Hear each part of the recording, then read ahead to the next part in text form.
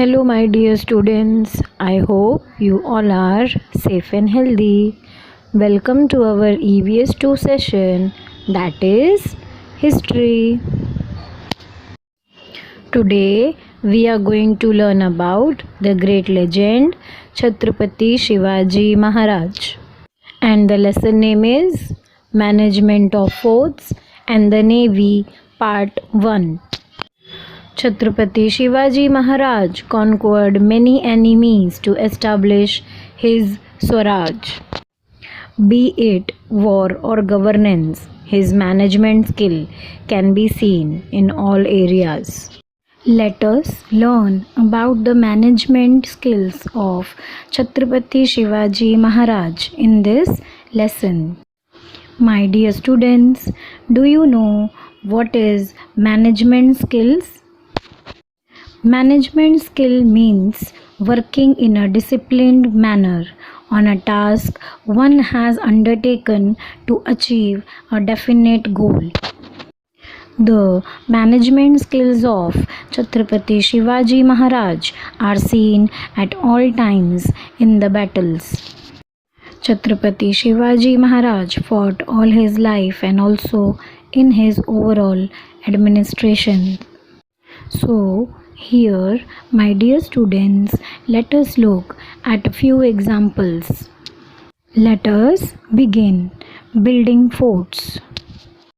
Chhatrapati Shivaji Maharaj protected his Swaraj with the help of forts.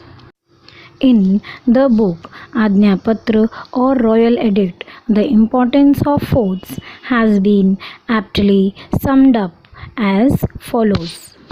The essence of the whole kingdom is forts. Chhatrapati Shivaji Maharaj had roamed through the Sahyadri ranges in his youth. On countless occasions, he had gazed at the forts situated in the Sahyadri. Chhatrapati Shivaji Maharaj had understood the importance of forts in the protection of Swaraj.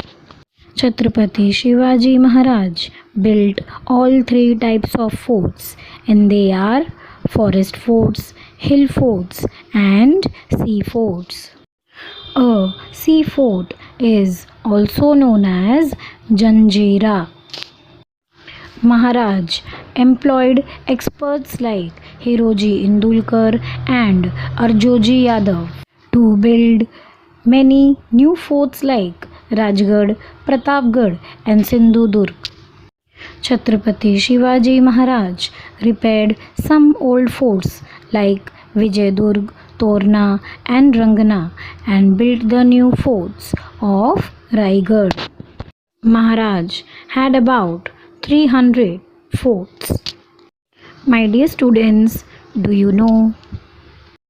It is believed that the book Ajna Patra was written by Ramchandra Pant Amatya at the order of Chhatrapati Rajaram Maharaj. Now, who is Chhatrapati Rajaram Maharaj? The younger son of Chhatrapati Shivaji Maharaj. My dear students, you can see on your display the image of building a fort, how the fort is constructed. My dear students, let us move further with the topic Management of Forts. Chhatrapati Shivaji Maharaj had made definite arrangements for the protection of forts. On each fort, the officers, Kiledar, Sabnis and Karkhanis were appointed.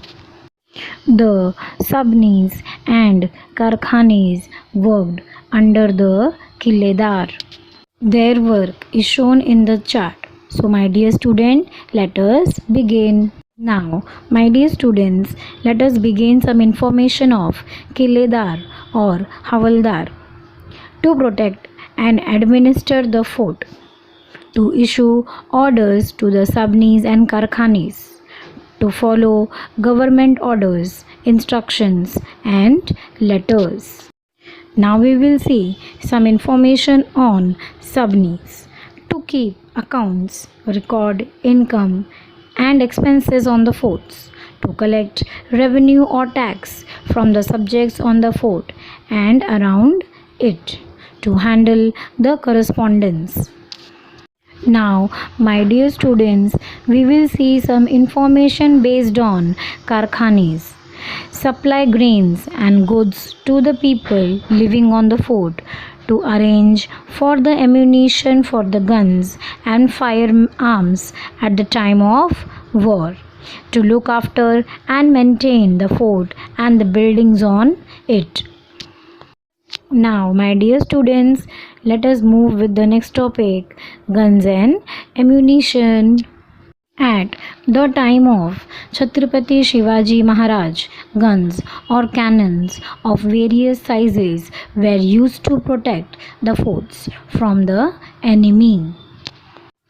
The guns were placed on the bastions and fortifications of the fort.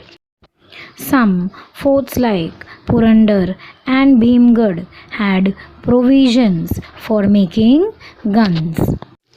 Guns were made from metals like iron, brass, copper, etc. In the rainy season, the guns were given a wax coating to prevent rusting.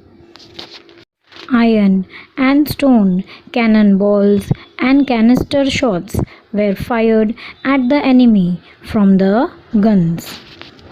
To fire the shots, an explosive mixture was used. Now, my dear students, we will learn some words of this part 1, lesson number 17. So, let us begin. Number 1 is management. Management. Number 2, essence. Essence. Number 3, Ajñapatra. Ajñapatra. Number 4, revenue. Revenue. Number 5, ammunition. Ammunition. So, my dear students, I hope you enjoyed this session of EVS 2 History, lesson number 17, part 1, and I hope this topic is understood and clear to you. Thank you.